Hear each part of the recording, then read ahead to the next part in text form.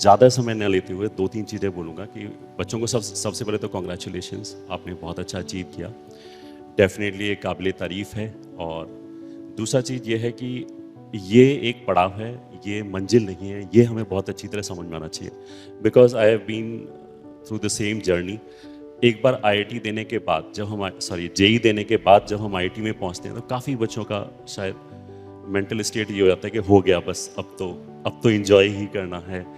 तो ये वाली जो मानसिक स्थिति है वो घातक है थोड़ा, क्योंकि आप 3-4 साल एंजॉय करने की कोशिश करेंगे, टाइम वेस्ट करेंगे, फिर घूम फिर के जब 4 साल बाद जॉब लगने की बारी आएगी तो अगेन वही संघर्ष स्टार्ट हो जाएगा अगर आप इन 4 साल को निगलेक्ट कर रहे हैं। इस बात के लिए मैं ज़रूर बोलना चाहूँगा कि आगे की जो 4 साल की पढ़ाई है वो इतना एग्जॉस्टिव नहीं है जो आपने जेईई की प्रिपरेशन में किया होगा कि और दुनिया की कोई खबर नहीं है, केवल पढ़ाई पढ़ाई पढ़ाई। आगे मोस्ट ऑफ द जगह पे 5 दिन क्लासेस होगा, 2 दिन वैसे भी ऑफ होता है, तो इतना सफिशिएंट है फुल्ली इंजॉय करने के लिए। मतलब अगर आप इंजीनियरिंग में जा रहे हैं, सारी क्लासेस रेगुलरली अटेंड कर रहे हैं, that is not a big task to ask. इतना तो कोई भी कर ही सकता है, तो भी काफ़ी अच्छे आपके ग्रेड्स रहेंगे, सीजीपीए रहेगा, और बाकी के 2 दिन आप फुल्ली इंजॉय कर सकते हो। मतलब अब लाइफ में एक बैलेंस होना चाहिए, it should not go either way. मतलब बहुत सारे बच्चे ऐसा भी होंगे कि फिर वापस लग जाएंगे, तो आई विल से कि जो इंटरपर्सनल स्किल्स हैं उनका भी एक महत्व है आगे की लाइफ में, तो उस पर भी थोड़ा बहुत ज़रूर ध्यान दें। जो बच्चे अभी तक, जिसको आईआईटी में एक टर्म है मग्गू करके बोलते हैं कि 24 घंटे जो मगता रहता है, पढ़ता रहता है, अगर कोई बच्चा ऐसा है तो वो दूसरे एस्पेक्ट पे भी अब थोड़ा ध्यान दे, और देंगे भी आई एम श्योर, क्योंकि आईआईटी में ऐसा माहौल मिलेगा आपको।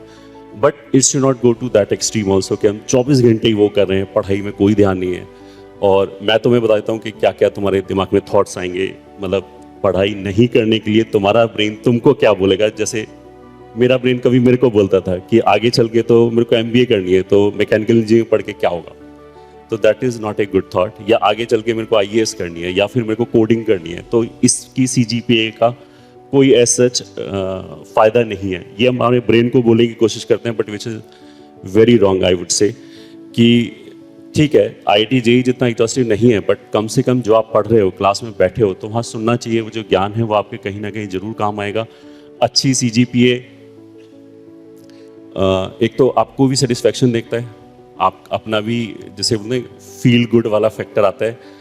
और जैसे आजकल बहुत सारे लोग पैकेज के टर्म्स में बोलते हैं ना कि इसको इतना पैकेज, इसको इतना पैकेज, तो उसके लिए भी मैं बोलना चाहूँगा कि 4th ईयर में आके काफ़ी कंपनी, अगर आपका CGPA up to the mark नहीं है, they will not allow you to sit in that process. तो वो भी हमें ध्यान में रखना चाहिए। और जैसा मेरा एक्सपीरियंस है, इनिशियल 1 साल I would say is very important. अगर उसमें आपका सीजीपीए अच्छा है तो मोर और less that will be maintain through out 4 years. Professors के ऊपर भी मतलब आई वुड से कि एक बायस आ जाता है देख के ना कि ये बच्चा अच्छा है, तो उसको थोड़ा ग्रेड अच्छा देने की कोशिश करते हैं, एंड वाइस वर्सा आल्सो। तो जब आप जाओगे, नया लाइफ का अध्याय शुरू हो रहा है। अभी तक तो काफ़ी बच्चे शायद प्रोटेक्टिव माहौल में थे, घर में थे, वहाँ जाएंगे, तो that is also part of the life and you should enjoy, but एक रिस्पॉन्सिबिलिटी के साथ कि जो ये 4 साल हैं वो आप अपना कैरियर बनाने के लिए आए हैं, और जो भी आपने 2 साल या 3 साल जितनी मेहनत की है वो व्यर्थ नहीं होनी चाहिए। केवल आईआईटी का टैग आपको सक्सेस नहीं दिला सकता। काफ़ी कुछ वैसे प्रिपरेशन के दौरान ये बोला जाता है कि एक बार आईआईटी पहुंच जाओ बाकी तो सब हो जाएगा, तो आई वुड से कि दैट इज़ नॉट 100% ट्रू। वहाँ पे भी you will find some cases कि जिन्होंने अपना बहुत अच्छा रैंक बिल्कुल ही बर्बाद कर लिया होगा, किसी भी जिसे बोलते हैं ना आगे कैरियर में कोई होप नहीं है। तो ऐसा ना हो, बस केवल यही चीज़ मैं बोलना चाहूँगा। और बाकी मेहनत करें, बट साथ में लाइफ को भी इंजॉय करें, और बी इन टच हमारे साथ। अभी हम फेलिसिटेशन स्टार्ट करेंगे। मेरी तरफ से तो इतना ही। धन्यवाद।